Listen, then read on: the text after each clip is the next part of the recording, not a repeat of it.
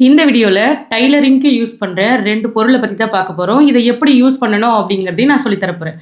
இதுக்கு பேர் வந்து ரிப்பேர் டூல். மல்டி ரிப்பேருக்கு இது யூஸ் பண்ணலாம். எல்லாத்துக்குமே இதை வந்து நம்ம யூஸ் பண்ணலாம். நூல் பிரிக்கிறதுலேருந்து இந்த மாதிரி மார்க்கிங்லாம் பண்ணி வச்சுருப்போம் இல்லையா, இதனோட பாயிண்ட் வந்து இன்னொரு பக்கம் தெரியணும். அப்போது ஒரு ஷார்ப்பான ஒரு ஆப்ஜெக்ட் வச்சு நல்லா நம்ம ஓட்டை போட்டோம்னா இந்த பக்கம் வந்து அதோட ட்ரேஸ் தெரியும்.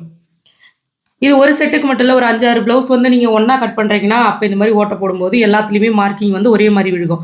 அதுக்கு இது யூஸ் ஆகுது. அதே மாதிரி நம்ம இந்த ப்ளவுஸுக்கு கொக்கி கட்டுவோம் இல்லையா, கொக்கி கட்டும்போது மிஷின் ஊசியை வச்சு எப்பவுமே அந்த மார்க்கிங்கில் இப்படி குத்தி வெளியே எடுப்போம்.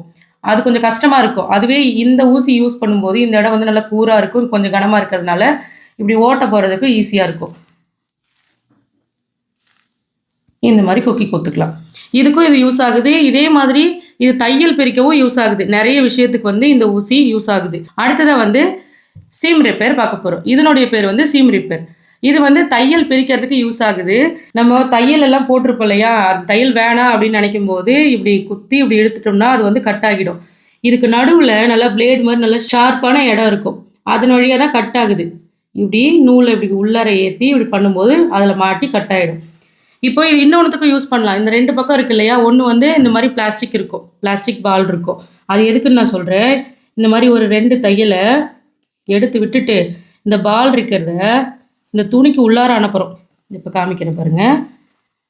இப்படி அணைச்சிட்டு இப்படி தள்ளும்போது நம்ம தையல் ஒவ்வொன்றா பிரிக்க தேவையில்ல, அதுவாகவே இப்படி பிரிச்சுட்டு வந்துடும். இது மாதிரி கெட்டியான துணியில் வச்சு நீங்கள் உள்ளார லைனாக அப்படியே தையல் வந்து கட் பண்ணலாம். அதுவே லேசாக இருக்கிற துணிக்கு நீங்கள் இதை யூஸ் பண்ணிங்கன்னா துணி வந்து கிழிஞ்சிரும். இந்த மாதிரி கெட்டியாக இருக்கிற துணிக்கு மட்டும் இதை யூஸ் பண்ணுங்கள். அப்படி இல்லைனா இதன் வழியாகவே நீங்கள் இழுத்து ஒவ்வொரு நூலாக கட் பண்ணி எடுத்துக்கலாம். அதே மாதிரி இந்த டூல்ஸ் வாங்கும்போது இது டிஃப்ரெண்ட்டாக இருக்குன்னு சொல்லி நான் வாங்கியிருந்தேன். இதில் ஒரு பக்கம் வந்து சீம் ரிப்பேர் வருது, அதே மாதிரி இன்னொரு பக்கத்தில் இந்த மாதிரி நூல் கோர்க்கறதும் இருக்குது. இது 2 தான் இருக்குதுன்னு நான் பார்த்தேன். அப்புறம் பின்னாடி பக்கம் திருப்பி பார்த்தோம்னா உள்ள மேக்னெட்டிக்லாம் இருக்குது. இது எதுக்காகனா, நம்ம மிஷின் ஊசி இல்லை துணி தைக்கிற ஊசி இருக்கு இல்லையா, அது இதுக்குள்ளே போட்டோம்னா அழகாக சேஃப்டியாக உள்ளேயே ஒட்டிக்கும்.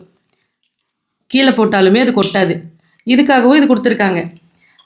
இது டிஃப்ரெண்ட்டாக இருக்கேன்னு தான் வாங்கியிருந்தேன். சும்மா உங்ககிட்ட காமிக்கணுன்றதுனால தான் இதை நான் காமிச்சிருக்கேன். உங்களுக்கு இந்த மாதிரியான டைலரிங் டூல்ஸ் எல்லாம் வேணும்னு நினச்சிங்கன்னா லிங்க் கொடுக்குறேன், நீங்கள் அதில் வாங்கிக்கலாம். நமக்கு தெரிஞ்ச விஷயத்த நம்ம மற்றவங்களுக்கும் சொல்லிக் கொடுப்போம். இது என்ன கிழிக்க எவ்வளோ நேரம் ஆகுது. இதுக்கு ஒரு சீம் ரிப்பேர் வேறு. இதை எப்படி கிழிச்சாலும் சீக்கிரம் கிழிச்சிடலாம்.